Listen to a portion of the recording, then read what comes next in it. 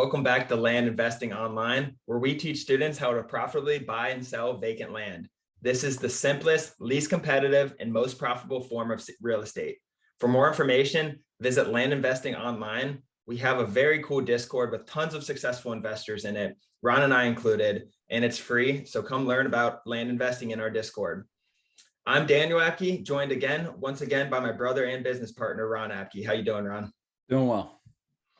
Like usual, let's go over our question before we jump into the deal funding. This is going to be a really good topic for everyone, though, today. I think a lot of people are wondering when they get started how they are going to get the money to actually fund their deals, but we'll get into that in a moment.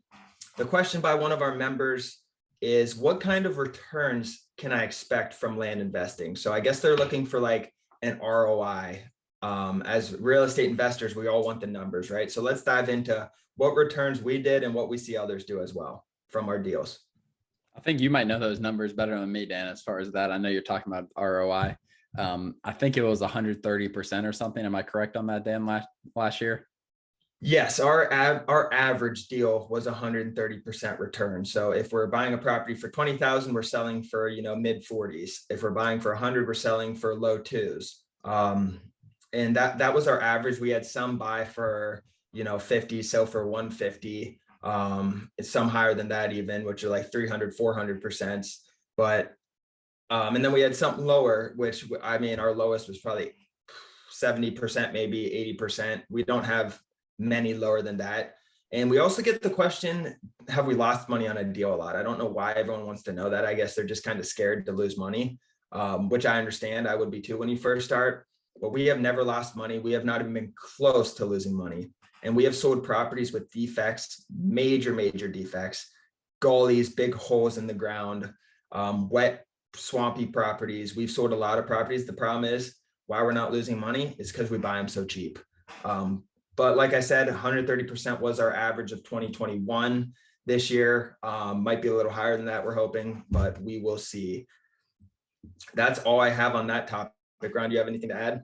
No, I think that's good. I think you can expect to double your money or pretty much double your money on most deals.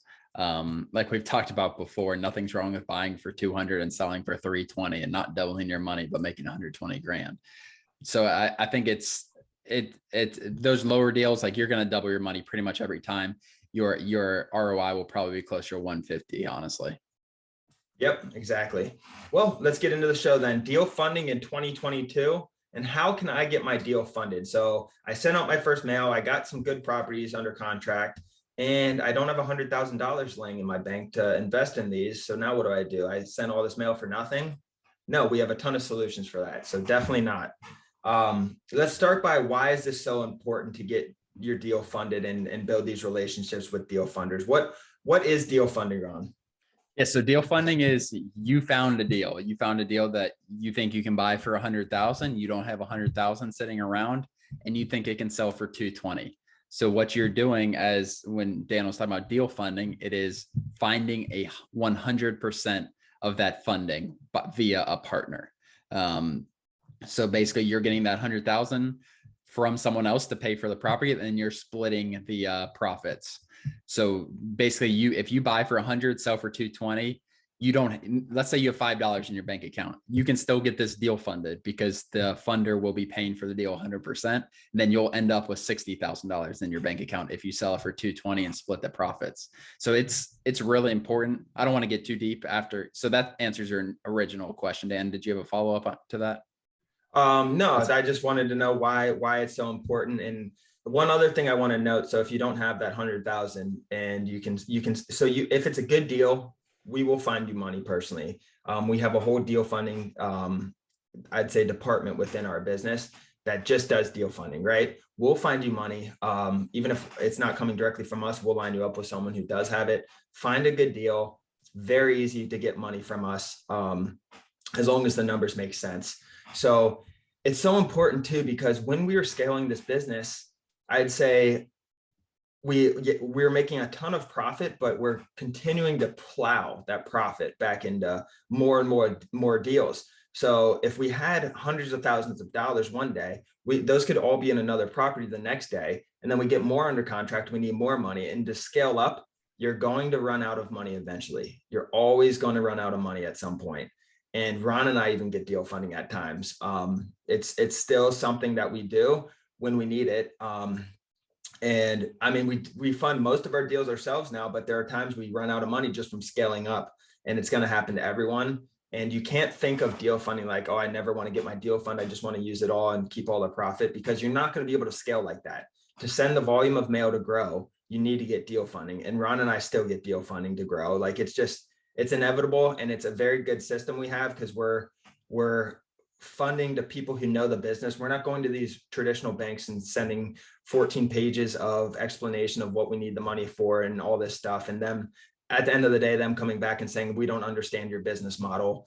So you're working with people who know it, who can help you a little bit if you're newer, or who just will give you the money and step back, right, Ron? Yeah, 100%. And like you said, to beat on that point, if you come to us with $100,000 property that you think is worth 220, coming to us not only for that $100,000, but you also get another set of eyes on the property. I think we are very, very good at evaluating a property, whether it's going to sell, and determining whether it's going to sell for what you're saying. I think we can do that pretty quickly with our business model and our experience. And we also have the money to fund your deal. So I think it's a great place to be when you start. You don't want to use all your savings on your first deal, because trust me, it's not going to be your only deal. You want to keep on pumping the mail out and getting deal flow. That is the biggest part. It's not necessarily maximizing profit on every deal, but getting deal flow, constantly flipping the properties over. And you can't do that if you don't have money to send mail, and you got to wait. Exactly. Yeah. So we did a really bad job of this our first year. We tried as little as possible to get deal funding. We didn't pay ourselves a dime almost all year, because we just kept reinvesting. It could have been more enjoyable taking out some money here and there, paying ourselves, rewarding ourselves, and deal funding also, instead of just plowing everything, worrying about money all the time, where it's going to come from, all this different stuff that we did. But there's pros and cons to both sides. Let's talk about those a little bit. Obviously the pros, you have no risk. The risk is all in the investor's pocket, right? The risk is all on them. You sign a contract for 6 months or a year saying that if this property is not sold, then it goes over to the investor 100%. So all of the risk comes off of you, which is a very powerful thing. There's no collateral. You go to a bank, they're going to want, to get your house or something collateralized in case something falls through. There's no collateral, nothing like that. The property just gets transferred to them usually at the end if it doesn't sell, which doesn't happen. It shouldn't happen. But that's kind of the collateral, I'd say. Right, Ron? Yeah, let's talk about that real fast, because I think that's a good point. Not necessarily from the way you're saying it, but I think you want to, so if you're getting your deal funded, you want to have so much information on that deal that you can bring to the deal funder. You want to be as transparent as possible with every single, let's say you've had conversations with 5 realtors. 4 of them said like, yeah, I'm just going to keep with this $100,000 property. Let's just say 4 of them said that you can sell it for 220, but one's like, I don't see that selling for over 120. Be very transparent with when you're sending this deal in to be funded. Because there isn't any financial risk initially. There is a huge risk in losing credibility from that deal funder if you are dishonest about something. And also just that deal funder, let's say it's us, for example, and you're dishonest about something. Like, we know other people who deal fund as well, and it's going to really hurt you down the line. I'm not saying anyone would do that. It's just something that you don't want to lose credibility in a deal funder's eyes. You don't want to screw over someone just because you don't have any financial risk. But I think a lot of people, Dan, and it's such a common question. We kind of skip over this, I think, is what's the structure of these? Like you said, it's 6 months typically. If you don't, so the person who's funding the property is going to be on the deed. The person not funding the property, the person who found the deal, is going to be what's called the manager of the deal. And then the person funding is going to be the investor. So the person who funds it is on the deed. That contract the investor and the manager have is going to say that the investor takes sole ownership and the manager is out of the deal essentially after a certain time period. A lot of times it's 6 or 9 months, something like that. So if you don't sell that, you're the manager. If you don't sell that within 6 or 9 months, the investor will take over that deal and they'll sell it themselves for 100% of the profit. I think that's in detail enough, but I know I get that question a lot, like who should be on the deed? And there's other ways to do this, but that's a very common question. Who's on the deed? How do I know they're not going to run off with my property or something like that? You want to have some rapport with them when you go into the deal funding process as well. Yeah, and getting rapport for with your deal funders is very important. Ron and I have really good relationships with some of our the properties and owners that we deal fund ourselves, and vice versa, the ones who are deal funding us. These relationships are long term. You build trust over time. You do a few good properties with them. You know, good things come your way. Definitely rapport, I'd say, is a major part of this. But going into that, what information? So, what other information do I need to get my deal funded? I'd say, like Ron said, be very transparent with everything. Obviously, all the basic information is needed. Maybe some pictures if you have it. If you've gotten any drone photos, the more information, the better.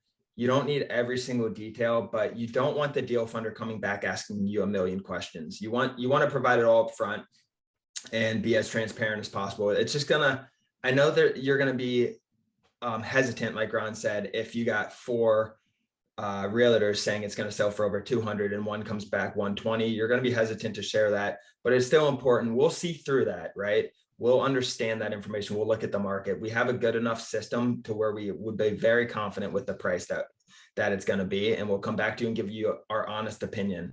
But one thing I think people have appreciated from Ron and I's deal funding is, like he said briefly, we can be very hands-on if you want, right? We have a system to look at your deals, to provide you guidance. When contracts come back and you're reviewing contracts, we have someone on our team who reviews these contracts, make sure everything looks good and there's nothing against us that's kind of, we see. And really, whatever aspect you need help with, we're there to help. And I think that's one thing we've done pretty well that people appreciate, especially early on. I think just being responsive also, as far as like we'll look at your deal like you say, this seller needs this, they're trying to get rid of this property fast, like I need someone to look at this deal, I need deal funding. If you do that and send it to us, like we'll be quick with responses. It should be same day is our goal. Another thing that I thought of when we were just talking about that, don't go to someone and act like you need deal funding just because you want their opinion. We have a whole community. You can post it in our Discord if you want a bunch of eyes to look at your property and curious, but don't go to a deal funder, and that can also ruin a relationship. I'm real big on the long-term relationships and not like short-term, like getting an opinion right now. Don't go to someone and say, I think I need deal funding for this. Here's the information, and then just take it away and send it to someone else. Or I think being completely honest with your deal funder on the front end is really important. We have no problem looking at your deals. I love just looking at deals and finding if that's a good deal, a bad deal, and giving my opinion. Like I really do enjoy it. But like I said, just we'll be really quick with responses and letting you know if it's a deal that we would like to fund. Yeah, exactly. If you're not looking for a deal funding and you're going to fund it yourself or whatever it is, just tell us and say, hey, Ron and Dan, I just want to, or whoever it is, I just want some extra eyes, or post it in the Discord community and you'll get plenty of eyes. But yeah, I think the whole thing behind this whole conversation is transparency with deal funding. And I think setting yourself up for long-term success and partnerships is very crucial in this business. Yep. If you think you won't need money at some point and you got whatever, $200,000 in your bank account right now, you'll need money at some point. You're one deal away from not having any money in your bank account, and that deal being in whatever $400,000 of equity in a piece of land. So it's like Daniel said, we need money at times. Like if we buy a $500,000 piece of property and then we have another $500,000 piece of property that we're interested in buying, like we're probably not, we want to spread our money out. I think it's really important. So think about those long-term relationships. I think is really important. Yeah, and one other pros that I'd say, you're from an investment perspective, you're diversifying your risk, right? You're putting the risk in someone else's hands. We're going all in with land, obviously, in this program, and it's still focused on land, but you're taking risk off your plate to get future profits, right? You have that there. So it's going to come back to you. You're going to get profits from it, but you're kind of dispersing your risk, which is very, very important. These deals sometimes, like we said in another episode, these bigger deals, niche deals, can take 4 or 5 months to sell. If you have $200,000 in your bank and you put it all in one property and you don't get it back for 5 months, and you're just waiting for that to get your next deal because you don't want deal funding, you could have done 50 deals by then. So it's just all about finding more deals, getting the good funding partners there, and just working for long-term relationships. That's pretty much it, Dan. I think that sums it up pretty well. Awesome. Well, thank you guys for joining again. Visit landinvestingonline.com and join our free Discord. There's tons of good investors in there, a lot of people with a lot of experience, also some new investors. It's just a great place to network. Ron and I are very involved. Say hi. Just go to landinvestingonline.com and sign up for our free Discord. Thank you, and we'll see you next episode. Thanks, guys.